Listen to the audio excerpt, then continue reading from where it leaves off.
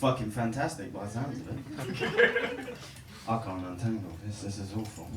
Here we go, so yeah, everyone's been talking about Ukraine. Obviously Ukraine's in the news, terrible and everything, but can't help but feel that Boris had a little bit of a touch. Because those parties, those lockdown parties, they really started stacking up on him. The pressure was on, Boris was sweating, then Putin invaded, and Boris was like, thank fuck for that. It's a serious time though, it's a wartime. You see, Boris has dropped his act, started talking like a normal person all of a sudden. A couple of weeks ago, I was on the news speaking Russian. A week before that, the cunt couldn't speak English. Then they get him up there, Slava Ukraina, da Vishna. Like, well, he is called Boris, I suppose. Had that in his locker. See, Russia's not allowed to compete in the World Cup. FIFA said Russia's out of the World Cup, and Putin came out and said if Russia can't play in the World Cup, no one's going to play in the World Cup. The fuck does that mean? What, he's going to invade the World Cup? I don't care if he's got the Spetsnaz. We've got Millwall fans. If anyone's going to try and beat a tank in a fist fight, it's going to be Millwall fans. My dad was that type of guy. My dad was one of those sort of old school London geezers. Everyone knows them, London geezers. My dad had that geezer walk. Kind of like the shower went cold on him.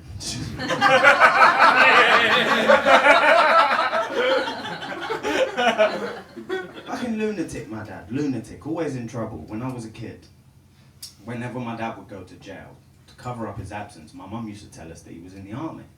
He'd come out, tell us war stories and everything, and I was devastated when I found out the truth. Not because my dad was a criminal, but because I told everyone. I even told my teachers. My dad showed up for parents' evening and everyone's like, thank you for your service. I'm like, oh yeah, he served. Iraq? No, Wandsworth. Someone threw a chip shop window, lunatic. My dad taught me to box when I was a kid. It wasn't really something that I wanted to do, but now that I'm an adult, one of the cool things about it is when people find out that you used to box when you was a kid, they automatically think you're tough, even though they've never seen you fight. So I get away with murder at work until a couple of weeks ago, some guy came in and started kicking off at the front desk. All the staff gather around, they're like, it's okay. If it goes too far, Sam will knock him out. First off, I ain't knocking out anyone, okay? I said I had fights, I never said I won any of them. That's on you. You go, well, you've never knocked anyone out. I said I was a child when I boxed, I couldn't knock out a wank.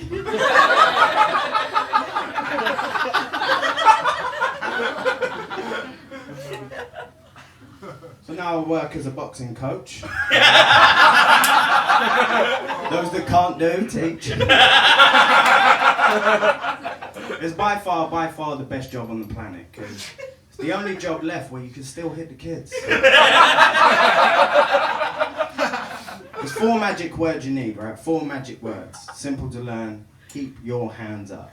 That's it. Then you can hit them whenever you want. They don't even have to be boxing. You can catch them by the drinking fountain. Just dig. Keep your hands up. Yeah, sorry, sir.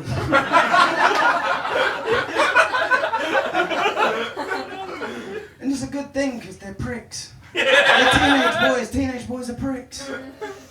A couple years ago, I went into the boxing club. I had brand new trainers on, right? I went and got these Nike running trainers, fresh out of the box. They were so fresh you could still smell the Filipino kid that made them. Fresh. We got this one kid called Carl, but we call him Car Wash because he spits when he talks.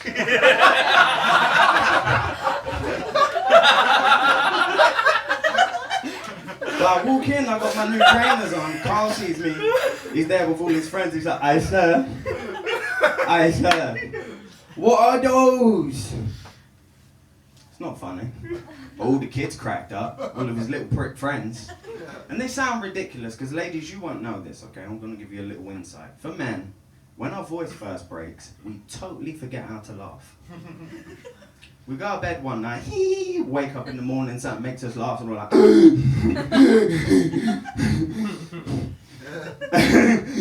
You have to learn how to laugh again, and men develop different kind of laughs. Some guys get the taser. Some guys get the puncher. Some guys get nothing. They're just in the back of the room right now. That's all you get. Sound ridiculous. They're all laughing at me and I'm petty. I'm a child. I was like, shut up, Carl. Your mum works at Lidl. What are you mean to me for? But it's good practice. Good practice working with kids. Not my kids. Like, fuck. Good practice working with kids. Me and my partner, we recently started trying for a baby. Usually gets a cheer. Fuck you guys. Problem is, we've been together for 10 years now. 10 years, which means we're quite advanced sexually. Pushed on a little bit. And the sex that we have now, I don't really feel was appropriate to conceive a child.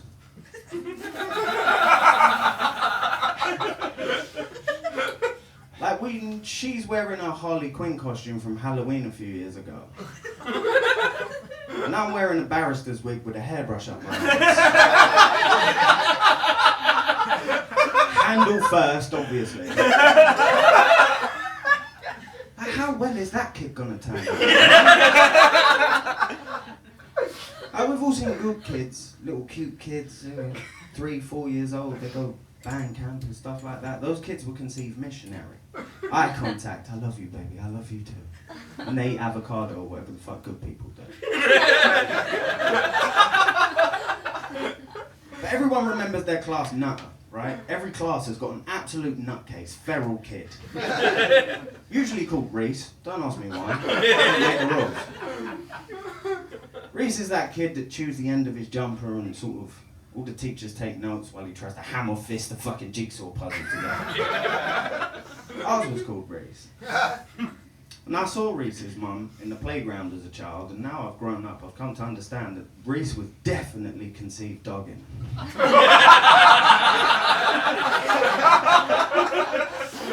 You've got to be careful, gents, okay? If you're having too much fun, pull out. 18 years, you've got to deal with that.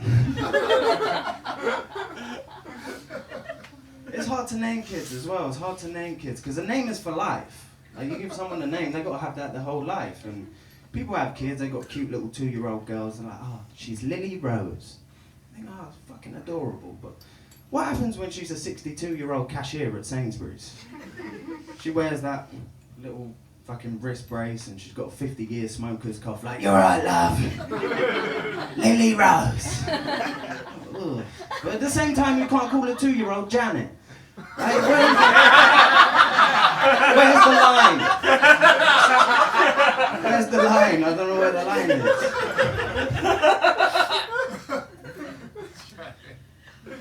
Yeah, strange things in the news. Anyone noticed? It's cropping up into the news now. People have been noticing for the last few years that our phones are listening to us. Every time we have a conversation, next day you get an ad that pertains to whatever you're talking about. You notice that, so... Yeah. I like to have fun with it. Whenever my brother leaves the room, I pick up his phone and I'm like, butt plugs, butt plugs, butt plugs, butt plugs. Waiting for it to be scrolling through the next day, like, why do you keep showing me this shit? The new AI, bro, it knows you better than you know yourself. Anyone seen the advert for the new Apple Watch? No, you don't get those ads. Everyone's too broken here. In adverts for garden hoses at Lidl, innit? Now, me and my missus, we was watching TV the other night, and this ad comes on, the new Apple Watch, right? Basically, what happens is, if you pass out, if you collapse, if you're unconscious, the watch knows that because it's reading your heart rate all the time. And it will automatically call the authorities, give them your location so they can come pick you up. My girl goes, wow, that's incredible. I should get you one for your birthday. I said, babe, we live in South London. If I'm unconscious on the street, how long do you think that watch is going to last?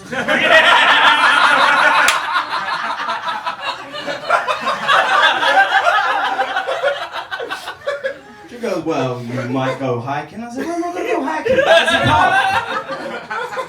If I pass out in Battersea Park, someone's going to find me. She goes, well, what if it's at night time? I said, babe, if I'm in Battersea Park at night time, I ain't hiking, I'm dogging.